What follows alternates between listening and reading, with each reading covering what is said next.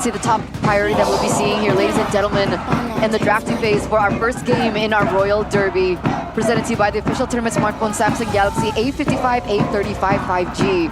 Fanny, Faramis banned out by RRQ. Meanwhile, Fnatic Onic looked to prioritize the Chip and the Jushin, banned out too.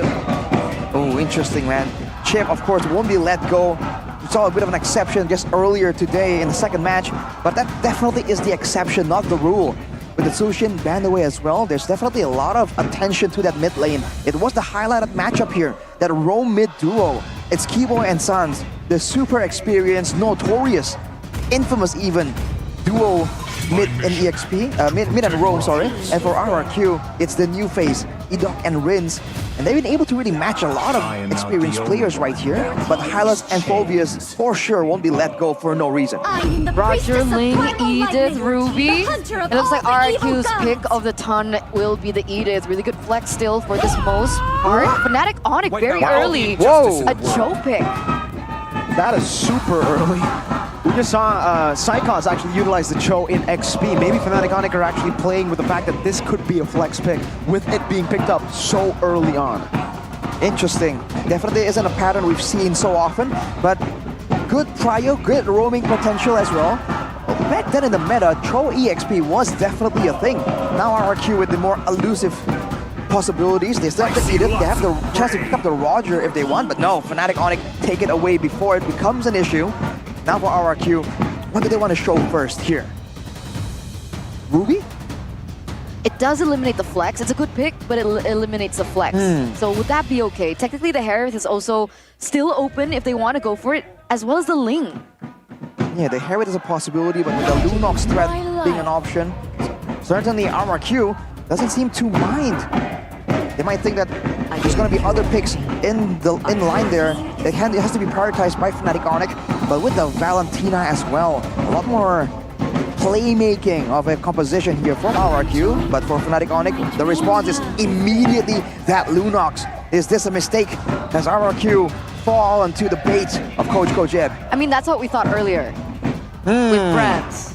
That is an exception, I would say, right? But Brands wasn't able. I mean, Fnatic Onic are going against the Skylar. That's true, but Skylar is going up against the Baldwinata. Baldwin! It's CW, man. This guy is the most underrated gold lane in MPLID, even after winning 4 trophies in a row. He's still not able to make it to the first team because everybody just thinks, oh, yeah, he's good, but he's a supported player for the team. Getting a pick like this, Lunox in the winning lane, can lead to him snowballing. And again, we don't even know if the Lunox is actually going to go into the gold lane. It could actually go into the mid lane as well. No. We have seen Suns play the Lunox before, so there's a lot of flex right now for Fnatic Onic. Roger, Cho, and Lunox, all flex. That's why it's going to be very difficult. You can already see for RRQ, usually Kescute very decisive with what to ban. This time, yes, I think a little bit, banning out the Lo Yi. Wow, even the Lo Yi right here. Maybe we're seeing the potential earlier. Might be in the back of the mind of Kescute, or maybe it's intel from the scrims. Definitely the macro presence is something that Fnatic Onic can be really good at doing. Yesterday we just saw that our Roger in the right hands can even out macro a Moskov. Right execution becomes very crucial at this point in time. With the Fredrin respected by Fnatic Onic. Yep. Yo! That is so odd. RRQ is the only team who's played the Fredrin. And this is the first Fredrin ban in Season 14, I believe. So why Fredrin banned out? Like, so what if Fredrin gets picked up? I think they're concerned that if the Fredrin gets picked up, it opens up a possibility for another mage to come up from the side of RRQ in the hands of Edok. We've seen the Aurora coming through, but maybe with all this dive we see from Fnatic Onic, the last thing they want is to have RRQ having a lot of crowd control and tankiness from the Fredrin built in, and also a lot of control tools like the Frigid Glacier, you know, and maybe potentially other mages that Coach Kescute has in the bag. Now with the bans completed though, first move from Fnatic Onic. I don't know, do they want to secure a hero for Keyboy here? Do they want to see, unless of course Cho is for Keyboy. Exactly, that's why it's really tough right now to even think of Fnatic Onic. If they want to add on to the composition with more flex, they can go for the Ruby here. It can actually be flexed into the gold, into Rome as well, and XP. They can play around with that flex. But Fnatic Onic decides to go for the Vexana first, so at least now we know no more flex for the Lunox, no more flex for the Roger. That is a mid Vexana, Lunox gold. and the Roger in the jungle.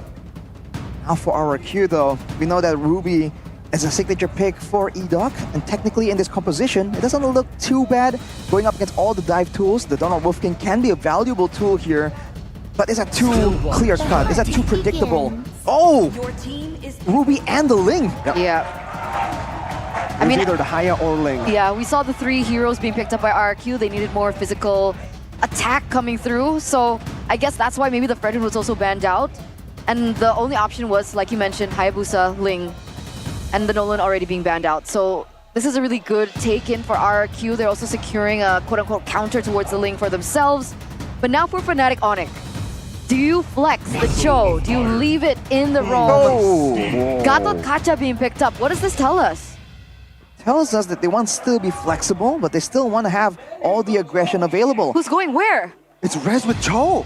XP Cho, Keyboy with the Gatot Kacha. Oh man, I was just thinking that Fnatic Onic, they look to be quite squishy if you look at the damage potential of RRQ. A lot of targets are available on the side of Fnatic Onic, but with the Gatot Kacha, maybe the zoning potential from the Avatar of the Guardian, the taunts, might just be enough to kind of throw off the damage calculations, the movement from RRQ. Looking at the index here, seems like RRQ has the advantage, but survivability, I think, is something that has been so important today. Controllability, though, it does favor the side of Fnatic Onic.